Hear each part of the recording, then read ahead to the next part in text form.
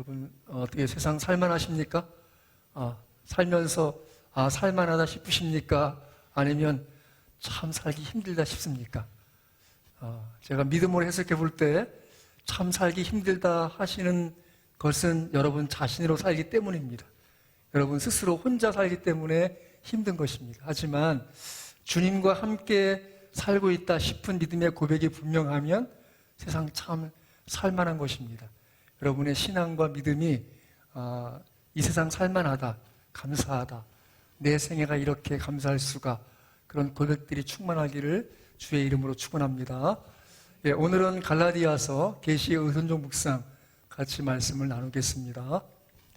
예, 갈라디아서는 구원의 율법의 행위로서가 아니라 믿음으로 말미암는다는 이신득의, 믿음으로써 의를 얻는다는 것입니다. 사상을 명쾌하게 보여준 교리 서신입니다. 하지만 율법으로부터의 자유가 곧 율법 폐기를 의미하는 것이 아니라 바로 율법에서의 자유함을 얻고 믿음으로 구원받은 자는 어떻게 살아가야 할지 그 실천적 측면을 아주 소상하게 가르치고 있는 책입니다. 그래서 이 서신에 대해서 학자들은 기독교 자유에 대해 헌장 그렇게 부르기도 합니다. 여러분, 예수 믿으면서 자유롭지 않다면 잘못 믿고 있는 것입니다. 예수 믿으면서 여러분의 마음에 어딘가에 매여 있다면 잘못되고 있는 것입니다. 저는 여러분들이 주 예수 안에서 참된 자유와 그 기쁨을 온전히 누리기를 주의 이름으로 축원합니다. 예, 이 사진은 지난 2020년에 타계한 이건희 어린 시절 아버지 이병철과 찍은 사진입니다. 이병철 씨가 죽기 한 달 전에 자신의 생애를 바라보고 인생을 바라보는, 그래서 그런 질문을 24개를 했습니다. 그것이 이제 정의채 신부님, 그 당시에 신부님에게 이제 편지를 보냈어요. 근데 그 편지를 보낸 지 한 달 만에 돌아가셨어요. 나중에 이제 정의채 이 신부님이 그 인터뷰를 읽어보니까 좀 만나자고 했답니다. 왜냐하면 이병철 씨 그 형님이 이병각 씨인데 그분이 죽기 직전에 이 정의채 신부를 만나서 천주교에 기여하고 이제 그렇게 천주교식 장례를 치렀다고 그래요. 그러니까 아마도 형님의 장례식을 지켜본 이병철 회장은 정의채 신부한테 좀 만나기를 원했다는 것이죠. 정의채 신부가 그냥 만나지 말고 좀 미리 뭘 궁금해하는지 그걸 정리해 주면 내가 그날 만나서 얘기해 주겠다 그랬더니 이렇게 24가지 질문서를 보냈어요. 물론 이제 그 비서가 대필해 쓴 건데 여기 기독교적인 신앙이나 인생에 대해서 또 악에 대해서 여러 가지 질문들을 24가지를 했어요. 근데 거기에 대해서 준비하고 있었는데 갑자기 돌아가신 바람에 만나지 못했다 그랬고, 또 이것 때문에 여러 가지 책들이 많이 나왔어요. 이병철 회장의 24가지 질문에 대한 답변 해가지고 심지어 신천지 이만희 씨도 이 책을 냈더라고요. 여러 가지 책들이 있어요. 근데 아무튼 인생이 무엇인지, 또 영혼이 무엇인지, 또 하나님이 계시다면 어떻게 존재하시는지, 성경은 어떻게 믿을 만한 책인지, 또 천주교가 그렇게 천주교 신자가 많은 나라에 어떻게 그렇게 죄와 악이 가득한지, 또 천주교 신자들이 있는 나라마다 다 어떻게 공산주의화 됐는지, 여러 가지 질문들이 있어요. 그런 질문들이 왜 생길까요? 왜 그럴까요, 여러분? 예. 우리 인간은 다 그 본질적인 진리에 대한 그 궁금함이 있어요. 그것이 무엇일까 하는 것이죠. 근데 그 무엇인가 질문을 갖고 있을 때 그것을 대답해 주는 것이 바로 계시고 성경입니다. 오늘 말씀에 이제 계시란 단어가 한번 나오는데 여기 갈라디아에서 3번이나 계시란 단어가 나옵니다. 계시라는 것은 여기 헬라어로는 아포칼립시스예요. 그 제거를 의미하는 아포와 덮다, 감추다를 의미하는 칼립토의 합성어로서 덮개를 제거함으로 안에 감춰져 있는 것을 밖으로 드러냄을 의미하는 것이 계시예요. 제가 성경 공부할 때마다 가르쳐 드리는데 계시를 저 쉽게 어떻게 표현인지 기억하세요? 언베일링, 베일을 걷다. 뭔가 덮어진 것을 걷어내는 것. 바로 그것이 계시죠. 그래서 바로 계시란 안에 감춰 있는 것을 밖으로 드러냄을 의미하는 것입니다. 계시에는 두 가지가 있습니다. 일반 계시와 특별 계시. 일반 계시는 하나님께서 자연이나 역사, 양심 등을 통해서 하나님 자신과 그 뜻을 알리셨는데 이러한 방법을 가리켜서 일반 계시라고 합니다. 우리가 자연을 보거나 인생을 볼 때마다 깨닫는 것이 있죠. 쉽게 여러분 계절은 네 가지 계절이 있죠. 봄, 여름, 가을, 겨울. 그것을 인생에 빗대기도 합니다. 인생의 봄에 계절이 있는가 하면 여름도 있고 가을도 있고 겨울이 있죠. 그래서 또 그 겨울이 있으면 무엇을 의미하는 것입니까? 또 봄이 있음을 준비하는 기간이 겨울인 것처럼 우리 인생의 부활의 때가 있음을 또 성경에서 말씀하고 있죠.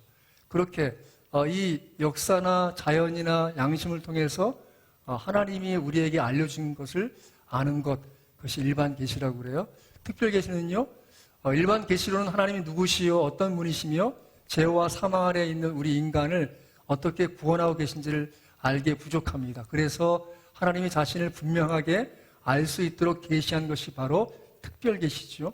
그 특별 계시는 바로 하나님의 영감으로 훼손됨 없이 운소한 것이 바로 성경입니다. 그러니까 특별 계시는 무엇입니까? 바로 성경이죠. 성경. 계시로 말미암은 것이다. 오늘 말씀 같이 볼까요? 갈라디아서 1장 보겠습니다.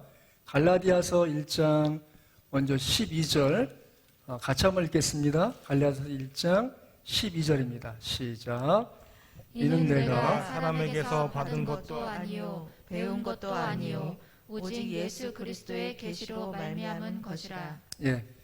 바로 예수 그리스도의 계시로 말미암은 것이다. 그것이 무엇입니까? 바로 복음이 그렇다. 복음이. 그런데 요한계시록 1장 1절에서 그것이 또 명확하게 드러납니다. 이 앞에 기록되어 있는데 같이 한번 천천히 읽겠습니다. 요한계시록 1장 1절입니다. 시작. 예수 그리스도의 계시라 이는 하나님이 그에게 주사 반드시 속히 될 일을 그 종들에게 보이시려고 바로 그렇게 보여주시려고 하시는 것, 그것이 계시고 그 계시의 그 중심이 뭐가 있습니까? 바로 그것이 복음이에요. 복음. 예수 그리스도의 계시. 그래서 자신이 전한 복음의 기원이 전적으로 예수 그리스도의 계시에 의존하고 있음을 강조하고 있는 책, 바로 갈라디아서죠. 여러분이 복음의 내용이 무엇입니까? 저를 따라하십시오. 나는 죄인입니다. 나는 반드시 죽습니다.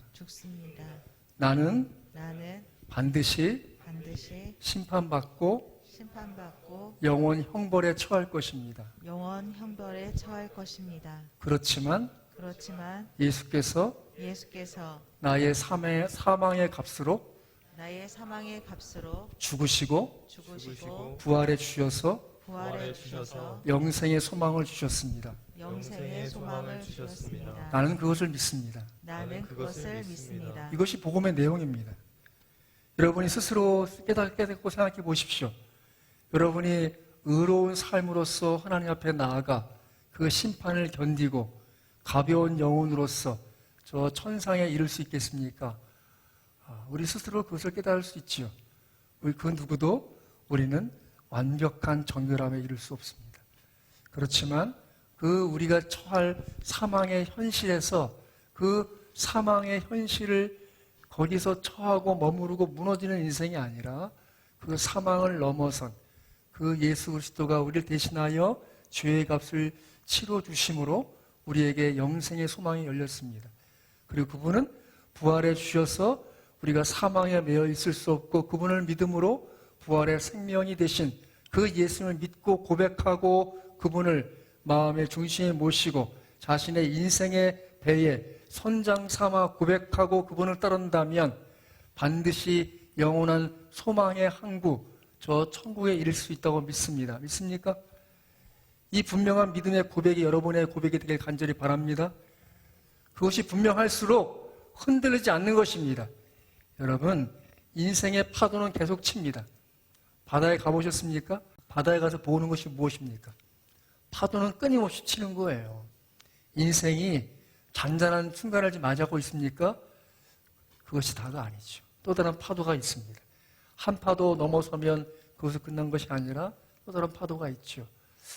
부모된 우리들이 우리 자식들의 생애를 바라볼 때 무엇을 바랍니까? 잔잔한 물결 위에 순풍에 돛단 듯이 그렇게 정말 평화롭고 아름답게 살기를 바라지만 그들의 생애 역시 또 다른 파도를 만나게 될 것입니다. 우리가 알지 못하는. 죄인된 10년을 가지면 그 파도는 더 예고 없이 더 분명하게 찾아오게 됩니다.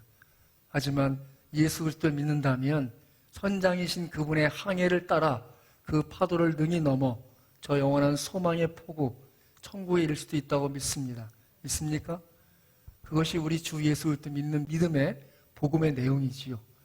그래서 지금 사도 바울이 말씀하고 있는데 같이 볼까요? 1장 4절 같이 한번 읽습니다. 시작. 그리스도께서 하나님 곧 우리 아버지의 뜻을 따라 이 악한 세대에서 우리를 건지시려고 우리 죄를 대속하기 위하여 자기 몸을 주셨으니 그것이 바로 복음의 분명한 내용입니다. 그런데 다른 복음을 전하는 사람도 있었습니다.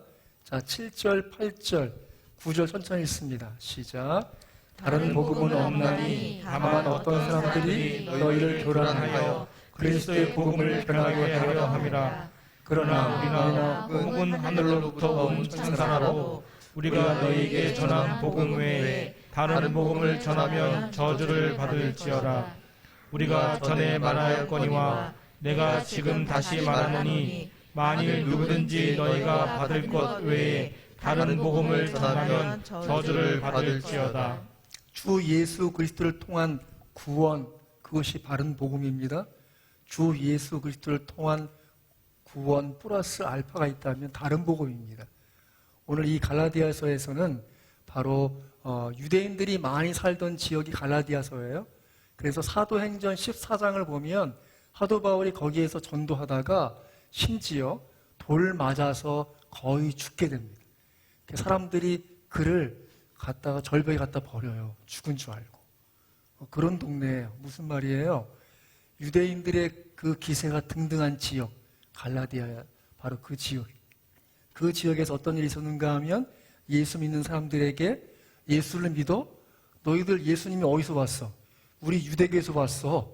그러면 유대교를 믿는 우리처럼 그 증거를 가져야 돼. 그것이 뭐냐? 첫 번째, 할례를 받아야 돼. 남자의 몸에 있는 생식기의 그 끝에, 귀뒤 끝에 있는 생식기 세포를 잘라내는 것, 흔히 포경수술 혹은 고래 잡는다는 그런 거에 속칭, 그런 걸 해야 된다고. 그걸 해야 이제 그 믿음의 반열에 서는 거야. 또 율법을 지켜야 돼.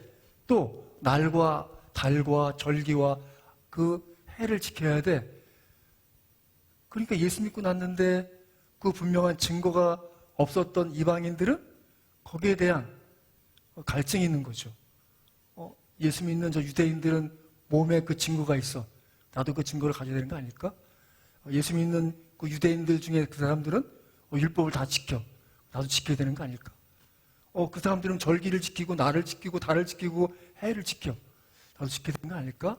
하는 예수 그리스도를 통한 구원 플러스 알파가 다른 복음이에요. 그 모든 것은 잘못된 것입니다.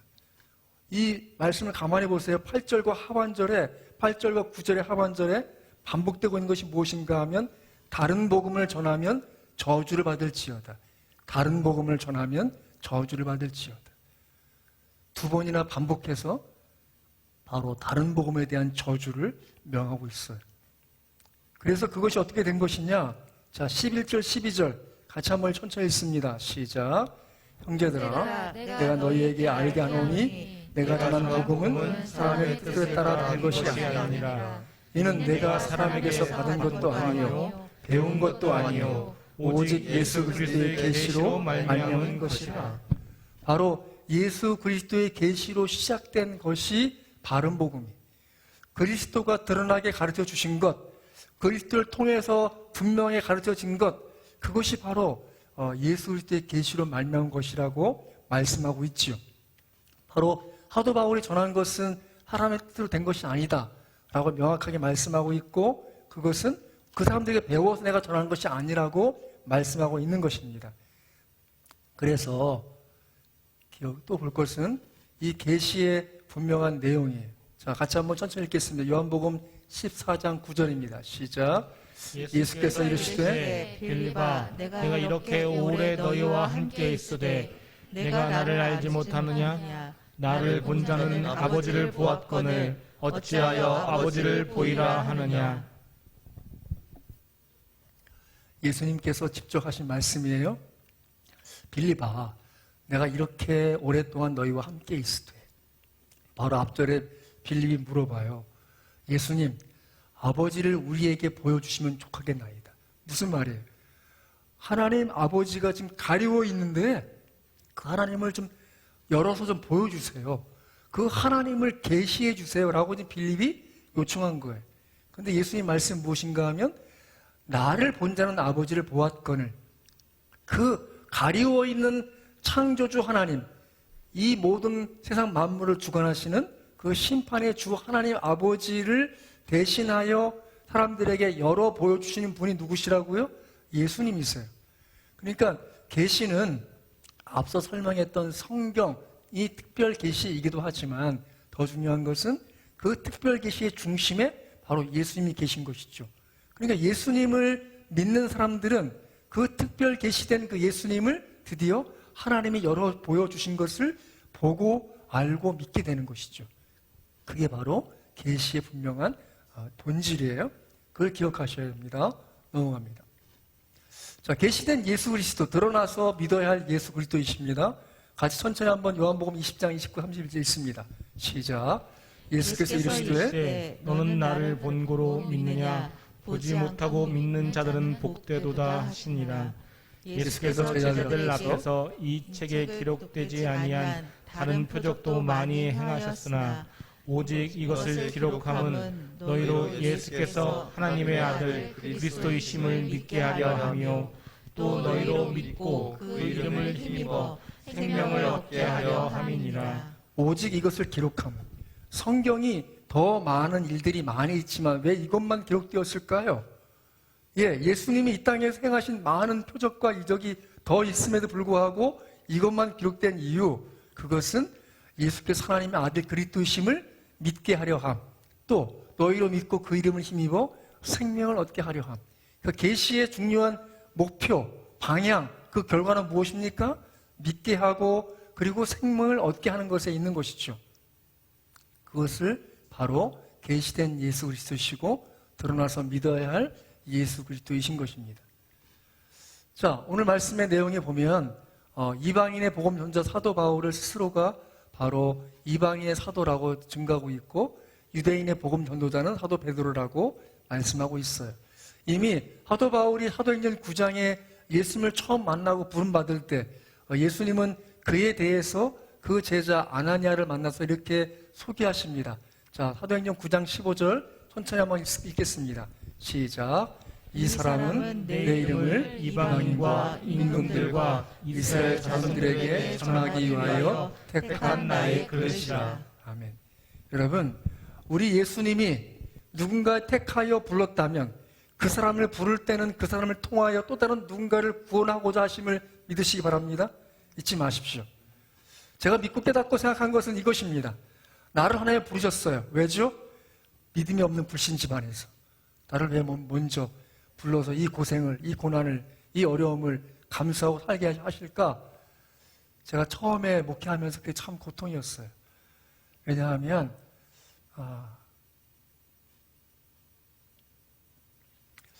목회자 집안에 태어난 그 다음 목사들은 참 목회가 순탄하더라고요. 여러 가지로 많이 또 보고 배운 것도 있어서 사람들을 잘 대하고 여러 가지 것이 이미 내재화되어 있어요. 무슨 마음이 드는가 하면 기도를 오래 해본 사람들이 어떤 느낌이 있냐면 여러분, 이게 있어요.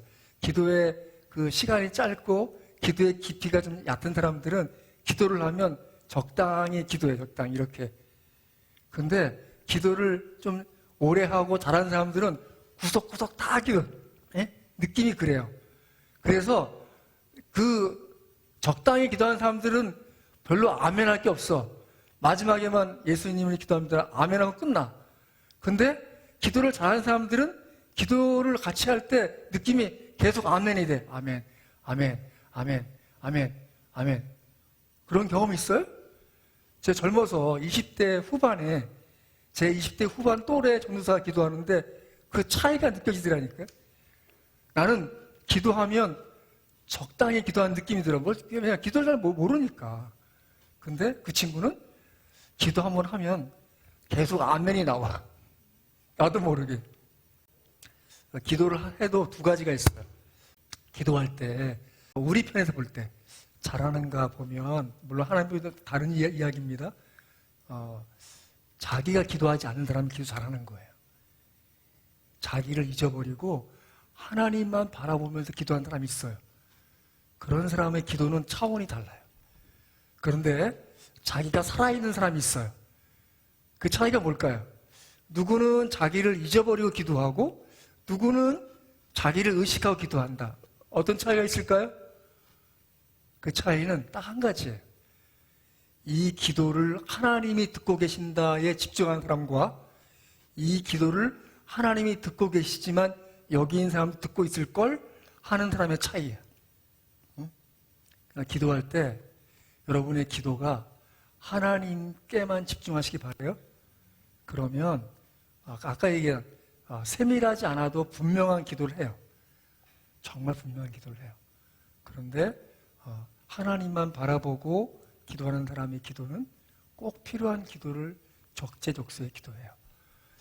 바라긴 여러분 그렇게 기도하길 바라요. 자, 중요한 것은 여기서 이 사도행전 9장 15절 말씀에 중요한 것은 여러분을 택하시고 부르신 하나님은 여러분의 영혼을 통하여 이루어질 또 다른 사람의 구원과 그 은혜를 바라보고 있음을 잊지 마십시오. 믿습니까?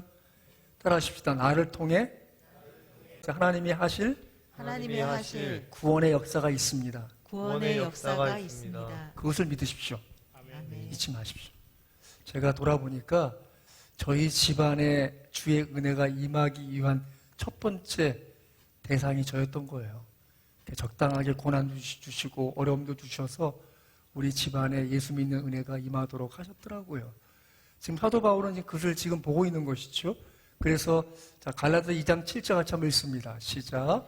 도리어 그들은 내가 무할례자에게 복음 전함을 맡은 것이 베드로가 할례자에게 맡은 것 같은 것을 보았고, 여기 무할례자는 유대인이 아는 사람들을 의미하는 거예요. 할례자는 유대인을 의미하는 것이고요. 자, 또 갈라디아 2장 8절이요. 시작. 베드로에게 역사하사 그를 할례자의 사도로 삼으신 이가 또 내게 역사하사 나를 이방인의 사도로 삼으셨느니라. 그렇게 이방인의 사도는 사도 바울이라고 여긴 것이고 할례자의 유대인의 사도는 베드로라는 것이죠. 또 2장 9절요. 우리는 이방인에게로 그들은 할례자에게로 가게 하려 함이라. 그렇게 사도 바울과 베드로의 역할이 달랐다는 것이죠. 사도행전을 보면 사도행전이 1장부터 28장까지 있어요. 그런데 크게 두 부분으로 나눈다면 1장부터 12장까지 그리고 13장부터 28장까지 나눠요. 근데 1장부터 12장까지 쓰임받은 주체적인 인물은 베드로예요. 바로 예루살렘을 중심으로 이제 복음이 증거되는 그 유대 지역에 전파된 것을 보여주고 있고, 이후에 사마리아와 땅까지 이르러 복음이 증거되는 일에 사도 바울이 쓰임받고 있어요. 그렇게 유대인의 사도인 베드로 중심과 이방인의 사도 바울 중심으로 나뉘어 볼 수 있어요. 자, 이방인과 유대인의 차이가 무엇입니까? 그건 세 가지를 나눌 수 있어요. 할례와 율법과 날과 달과 절기와 해를 지키느냐에 따라 볼 수 있어요. 그 할례는 창세기 17장 10절에 아브라함을 통해서 하나님이 말씀하신 것입니다. 같이 한번 읽을까요? 시작. 너희 중 남자는 다 할례를 받으라. 그래서 이제 난지 8일째가 되면 남자아이는 반드시 포경수술을 시킨 것이죠. 그 옛날부터. 그래서 남자아이들은 다 뭐가 있어요? 그 포경수술 흔적이 있는 거예요. 나는 유대인이야. 근데 거기 따라서 갈라디아 지역에 있던 유대인들이 예수 믿고 나서 그들은 이미 그 할례가 당연히 되어 있으니까 이제 믿기 시작한 이방인 그리스도인들에게 너희 할례 안 받았지? 할례 받아야 믿음이 온전해지는 거야 라고 한 일이 생겼단 말이에요. 거기에 대해서 지금 말씀하고 있는 거예요. 자, 갈라디아서 5장 2절 같이 한번 읽습니다. 시작. 보라 나 바울은 너희에게 말하노니 너희가 만일 할례를 받으면 그리스도께서 너희에게 아무 유익이 없으리라. 자, 갈라디아서 5장 6절 같이 한번 찾아 읽습니다. 갈라디아서 5장 6절입니다. 그리스도 예수 안에서는 할례나 무할례나 효력이 없으되 사랑으로서 역사하는 믿음뿐이니라. 할례 그거 중요한 거 아니다는 거예요. 할례가 중요한 것이 아니다라고 얘기했어요. 자, 또 율법입니다. 유대인들은 어릴 때부터 그 다나크 구약 성경에 아주 숙지가 되어 있는 상태예요. 그들이 지금도 마찬가지예요. 지금도 유대인들은 이 12살이 되면 율법 시험을 봐요. 그래서 예를 들면 신명기 6장은 외워야 돼요. 그걸 시험을 보고 테스트가 끝나야 이제 성인식을 해요. 예? 그런 그 과정이 있단 말이에요. 그런데 그런 게 당연하게 율법의 내용들을 다 알고 있고 무엇을 지켜야 되고 무엇을 먹지 말아야 되고 이런 것들이 세세하게 다 알고 있는 사람들이죠. 자, 그런데 갈라디아서 3장 23절 같이 읽습니다. 시작. 율법이 오기 전에 우리는 율법 아래 매인 바 되고. 예, 그들은 사실은 믿음이 오기 전에 율법 아래서 매인자로서 그 율법을 지키는 그것이 습관화되어 있는 사람들이죠.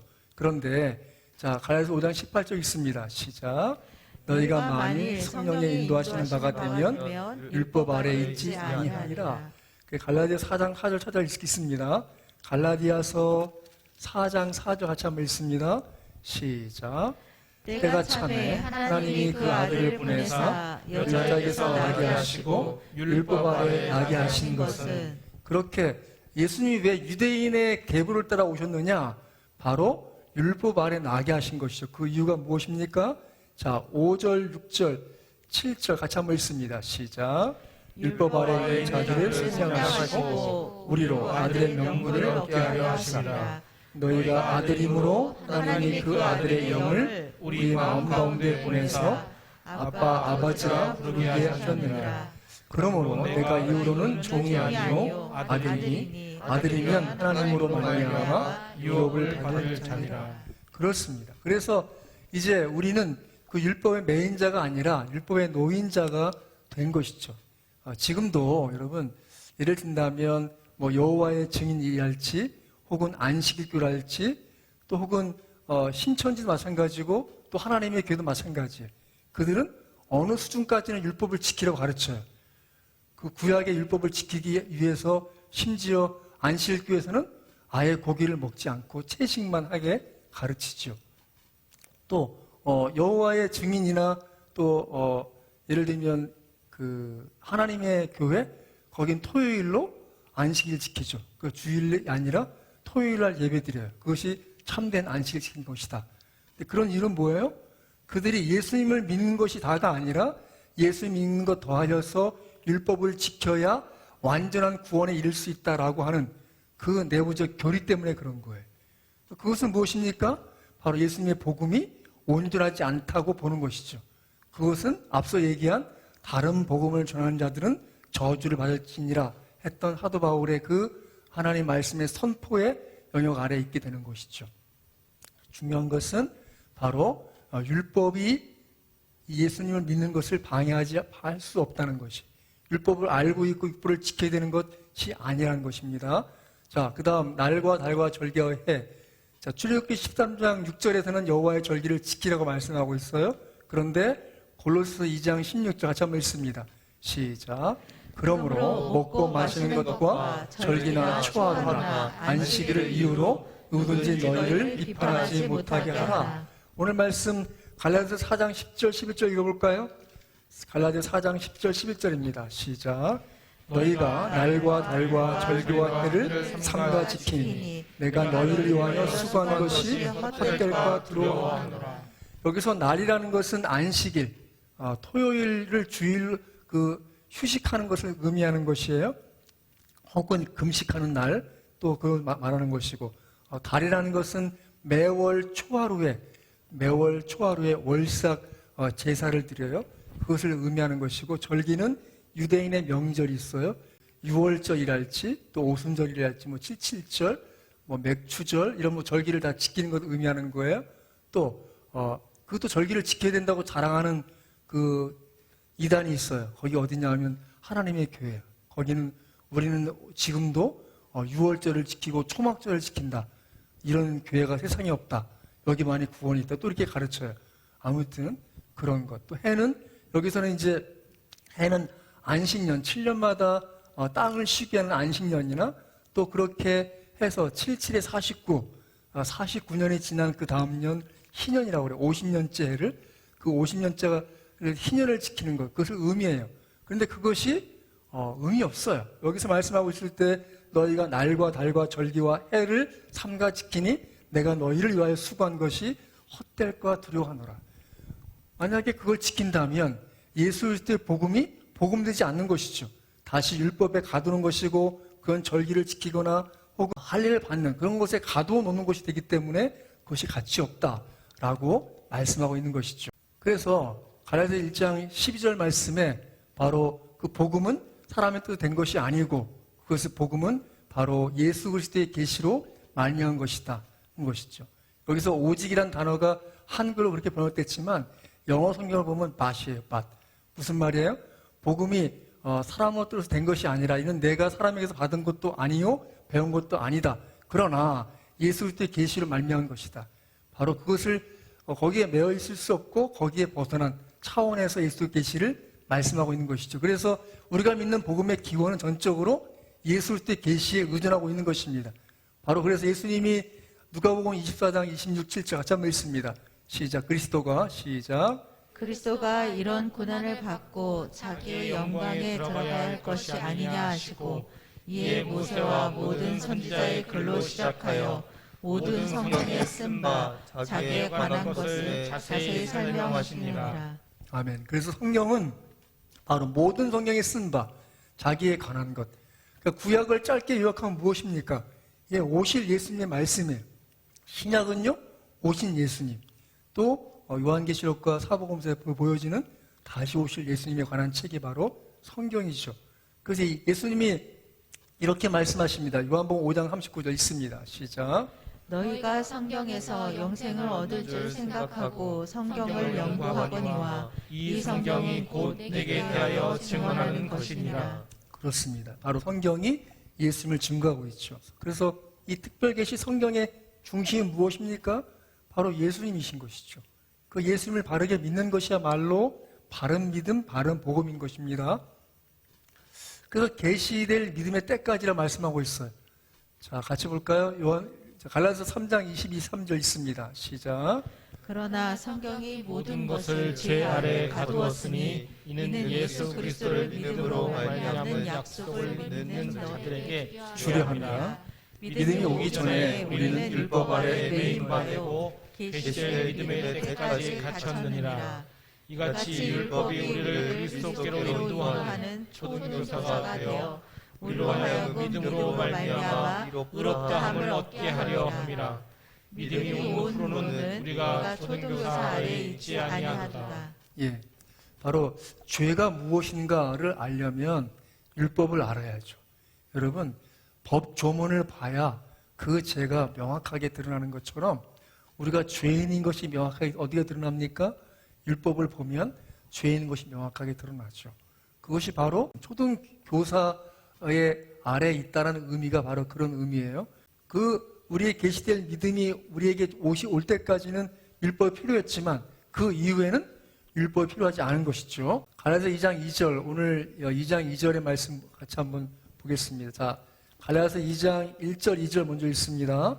시작. 14년 후에 내가 바나바와 함께 디도를 데리고 다시 예루살렘에 올라간다니 계시를 따라 올라가 내가 이방 가운데서 전파하는 복음을 그들에게 제시하되 유력한 자들에게 사사를 간 것은 내가 다름질하는 것이나 다름질하는 것이 되지 않으려 함이라. 바로 여기 사도 바울이 예수님을 만나고 거듭났을 때 그는 자기가 믿은 그 예수님에 대해서 그것을 사람과 상의하지 않았다는 것이 오늘 내용에 나와요. 자, 1장 보세요. 자, 1장. 자, 15, 16, 17까지 보겠습니다. 15, 16, 17 읽습니다. 시작. 그러나 내 어머니의 태로부터 나를 택정하시고 그 은혜로 나를 부르시니가 부르시니가 그 그의 아들을 아들을 이방에 전하기 위하여 그를 내게 속에 속에 나타내시기를 나타내시기를 기뻐하였을 때에 내가 내가 곧 혈육과 의논하지 아니하고 또 나보다 먼저 사도된 자들을 만나려고 예루살렘으로 가지 아니하고 아라비아로 갔다가 다시 다메섹으로 돌아갔노라. 사도 바울이 자기의 믿음을 이해할 때 이렇게 이해했습니다. 자, 먼저 15절 보세요. 내 어머니의 태로부터 나를 택정하시고. 여러분, 우리가 예수 믿는 것이 오늘 나의 결심과 선택에 의한 것이라고 착각하기 쉽습니다만 그것이 아니라 하나님의 큰 섭리 가운데 이미 내가 태어나기 전에 우리 모태에 있을 때 이미 우리를 택정하신 줄 믿으시기 바랍니다. 그분 나를 택하셨고 때가 참에 그분은 은혜로 부르셨습니다. 그리고 그분이 불러주시고 우리의 믿음 주신 것은 16절 보세요. 그 아들의 이름을 이방에 전하기 위하여 그를 내 속에 나타내시기를 기뻐하셨을 때에 믿음이 어떤 순간에는 내가 믿음이 있나 없나? 그럴 때가 있어요, 여러분. 믿음의 초기의 순간에는 내가 믿고 있는 것이 많은 건지 제대로 믿고 있나? 그럴 때가 있어요. 하지만 분명한 것은 무엇인가 하면 그 다음 말씀이에요. 그를 내 속에 나타내시기를. 그를 내 속에 나타내시기를. 여러분, 예수 믿는 확신이 어디에 생깁니까? 내 안에 그리스도를 내가 부인할 수 없는 때가 생겨요. 그것을 거부할 수 없고 드디어 내가 입으로 고백하게 되죠. 예수님이 나 위해 죽으셨고 나는 그분을 믿습니다. 내 인생의 남은 인생을 그분의 인도하심 따라 살기를 원합니다. 라고 고백하지 않을 수 없게 만드는 때가 있어요. 그때가 언제일까요? 저 이제 침례 받겠습니다. 저 예수 믿고 예수님을 의지하 살고 싶습니다. 라고 하는 때예요. 예? 그럴 때 드디어 그 믿음은 자기 안에 계신 그리스도가 나타나는 것이죠. 저 사람 내가 믿는 그 예수님 믿게 되었구나를 알게 되는 것이죠. 그리고 기뻐했을 때 그는 혈육과 의논하지 않고 또 먼저 된 사도제자를 만나라고 예루살렘에 가지 않고 아라비아로 갔다. 사마오로 갔다는 거예요. 거기 갔다가 다메섹에 돌아갔노라.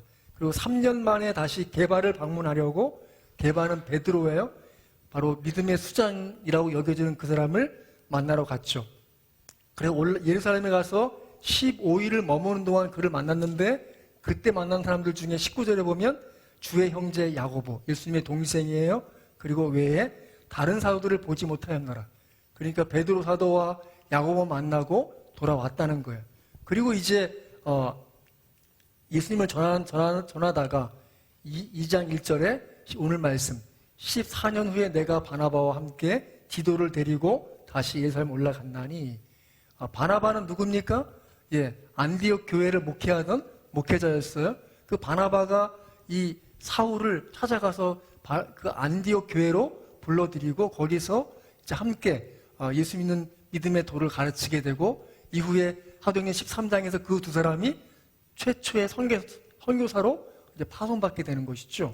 그 일에 대해서 얘기할 때, 자, 2장 2절, 계시를 따라 올라가라고 되어 있어요. 여러분, 우리의 믿음의 선택과 결정의 순간에 기억할 것은 누군가에게 믿음의 삶과 상의한 것도 중요한 것이지만 더 중요한 것은 하나님의 말씀에 의존하여서 그 말씀에 따라 나가는 것이 가장 지혜로운 선택과 결정인 줄 믿으시기 바랍니다. 그것이야말로 내가 선택할 수 있는 최상의 선택이에요. 내가 결정할 수 있는 최상의 선택이에요. 그 말씀에 의지해서 뭔가 선택하고 결정하셔야 합니다. 믿습니까? 그것이야말로 우리가 예수님의 계시를 따라 움직여 나가는 그 믿음의 사람다움을 드러내는 것이죠. 오늘 사도 바울은 그렇게 계시를 따라 올라갔다라고 얘기하고 그것이 결국은 예수님의 도가 갈라디아까지 이르게 되는 그 일을 지금 설명하고 있는 것이죠. 그래서 여러분이 어떤 것을 결정할 때 하나님 말씀에 귀를 기울이세요. 하나님 말씀을 듣고 그 말씀을 좀 묵상하고 그 말씀에 어떤 의미가 내게 있을지를 한 번 더 되새겨 보세요. 그것이야말로 가장 지혜로운 선택이고 결정입니다. 자, 명상과 묵상의 차이를 설명드리고 싶어요. 명상은 무엇인가 하면 내면의 자아를 확립하거나 종교 수행을 위한 정신 집중으로 인간의 모든 생각과 의식은 고유한 내적 의식에 있다는 가정하에서 인간의 마음을 순수한 내면 의식으로 몰입하도록 만들어 참된 자아를 찾는 동양 종교의 수행법. 동양 종교에서는 명상을 해탈의 경지에 이르는 길이라고 믿고 있어요. 묵상은요, 마음속으로 묵묵히 기도하는 것이 묵상이에요. 정신을 모아 잠잠히 생각함. 묵상은 예배나 영적 갱생은 물론 정신적인 재충전이나 영적인 만족과 즐거움, 명철, 형통함, 그리고 하나님과의 교제를 위한 매우 유익한 신앙 행위이다. 이건 제가 정리한 게 아니고 네이버에 나와 있는 종교학 사전에 나와 있는 지금 풀이를 설명드린 거예요. 성경적인 묵상을 좀 보겠습니다. 명상과 묵상의 차이가 무엇인가? 명상의 주 재료는 자기 자신이에요. 목표는 자아 성취 또는 해탈에 있습니다. 뭘 생각한다고요? 조용히? 자기 자신을 다뤄가는 거. 자기 자신이 주 재료예요. 그리고 목표는 자기가 생각하는 어떤 성취를 이루거나 뭔가 이 자기가 지금 묶여있다고 생각하는 내면적 갈등의 상황을 벗어나 해탈하는 것이 명상이라면 묵상은 주 재료는 하나님의 말씀입니다. 성경이고요. 목표는 예수 그리스도의 충만함을 추구하는 것이죠. 그 차이가 있어요. 그러니까 명상은 나 중심이라면 바로 묵상은 하나님 말씀이 중심이고 목표가 그리스도로 충만해지는 것에 목표가 있습니다. 그래서 이 묵상에 대한 그 말씀 중에 좀 유명한 말씀은 여호수아서 1장 8절이에요. 이 율법책을 내 입에서 떠나지 말게 하며 주야로 그것을 묵상하여 바로 그 말씀을 묵상하라 하고 말씀하고 있습니다. 그러면 내가 형통하리라고 말씀하고 있어요. 제가 이 후반전을 쓰지 않았어요. 사람들의 관심이 어디 있는가 하면 형통한 데 관심이 있어요. 근데 사실은 더 중요한 건 무엇입니까? 묵상에 집중하는 게 더 중요한 것이죠. 우리말로 묵묵히 마음으로 생각한다는 의미가 있는 묵상은 이 여호수아 1장 8절의 내용에서 히브리어 하기타로 써 있어요. 하기타. 그 원형은 하가이며 이 단어의 의미는 중얼거리다. 따라서 한글의 의미 번역에 전달한 바와 같이 하나님 말씀을 주야로 마음속으로 생각한다. 그런 의미라기보다는 그 원어적인 의미는 항상 중얼거리다. 그래서 이는 계속적으로 하나님의 말씀을 자신에게 반복적으로 들리게 함으로써 그 말씀이 자기의 생각을 완전히 지배하도록 하라는 의미가 있는 것이죠. 궁극적으로 이 사도 바울이 지금 계시를 반복해서 얘기하고 있어요. 그것은 무슨 의미가 있습니까? 그 계시에 의해서 자기 자신을 지배받고 있고 선택해 나갈 수밖에 없는 자기 자신을 드러내고 있는 것이죠. 그러니까 우리가 좀 성경을 묵상한다 하면 생각해 봐야지, 마음에 품어 봐야지 수준이 아니라 그 말씀을 입으로 내어서 내 귀에 들리게 하고 그 들려진 말씀이 결국은 내 모든 생각과 마음을 지배하도록 하는 것이 묵상이라는 것입니다. 그래서 우리 그리스도인들은 계시 의존적 묵상을 하는 사람들이에요. 하나님 말씀을 통해서 생각을 하고 그 말씀에 의존하여서 사고하고 생각하고 결정한 사람들, 바로 우리 그리스도인들이에요. 우리는 그래서 이 하나님 말씀을 부단히 읽어야겠지요. 오늘 말씀에 자 보세요. 갈라디아서 3장 1절부터 5절까지 같이 천천히 읽습니다. 시작. 어리석도다 갈라디아 사람들아, 예수 그리스도께서 십자가에 못 박히신 것이 너희 눈앞에 밝히 보이거늘 누가 너희를 꾀더냐. 내가 너희에게서 다만 이것을 알려 하노니 너희가 성령을 받은 것이 율법의 행위로냐 혹은 듣고 믿음이로냐. 너희가 이같이 어리석느냐. 성령으로 시작하였다가 이제는 육체로 마치겠느냐. 너희가 이같이 많은 괴로움을 헛되이 받았느냐. 과연 헛되냐. 너희에게 성령을 주시고 너희 가운데서 능력을 행하시는 이의 일이 율법의 행위더냐 혹은 듣고 믿음에서냐. 그렇습니다. 이 갈라디아 사람들이 지금 그 유대인들 중에서 일부 우리가 할례 받아야 된다라고 하는 것, 혹은 율법을 지켜야 된다, 혹은 날과 달과 또 절기와 해를 지켜야 된다라는 것에 끌려가는 것 때문에 지금 사도 바울이 뭐라고 하고 있는가 하면, 너희가 성령을 받은 것이, 예수 그리스도의 영으로서 믿음을 고백하는 것이 바로 율법의 행위냐 듣고 믿음이냐.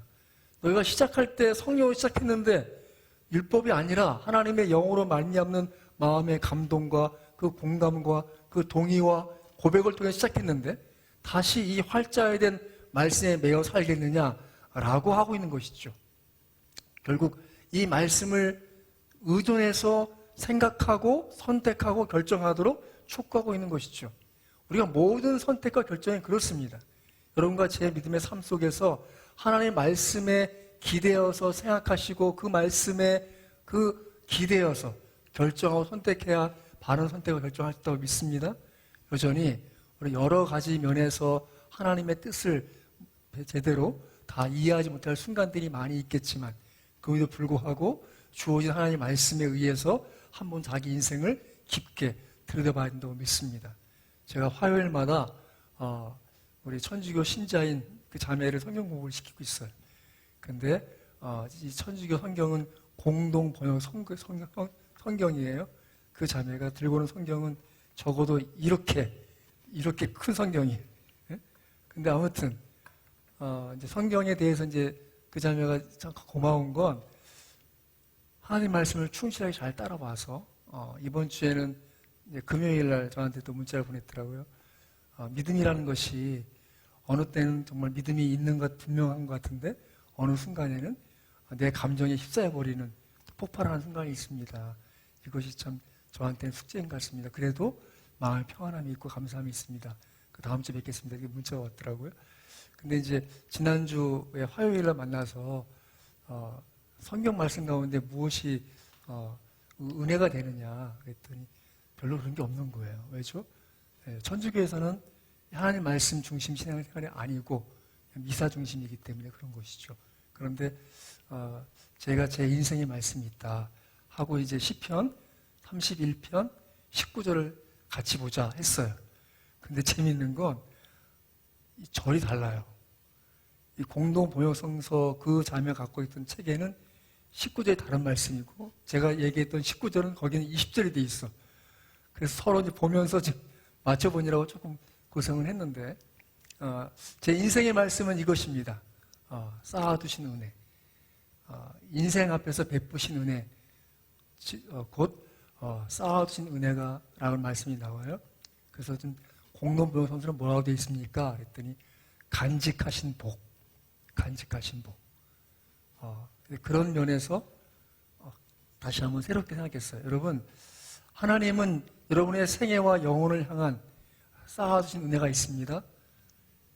공동번역 성경에 따르면 간직하신 복이 있습니다. 그것이 우리에게 어떤 선택과 결정할 때 계시 의존적 생각을 하게 하는 것입니다. 여러분이 마음에 두고 있는 그 말씀을 되새기고 그것을 묵상하고 여호수아 1장 8절에 묵상하다는 단어의 원어적인 의미 하가타, 그 하가의 그 원어적인 의미가 뭐라고요? 중얼거리다. 따라하십시다. 나의 인생에 주님이 주실 쌓아두신 은혜 간직하신 복이 있다고 합니다. 네, 그게 제 고백이죠. 여러분의 고백은 무엇입니까? 여러분은 어떤 말씀에 의해서 위로받고 격려받고 그 말씀을 생각하면 여러분의 인생의 시각이 조정되고 새롭게 믿음의 걸음을 내디딜만 하십니까? 그런 말씀이 여러분 인생에 많이 있기를 주의 이름으로 축원합니다. 정리하겠습니다. 여러분, 우리는 막연하게 믿음을 가진 사람들이 아닙니다.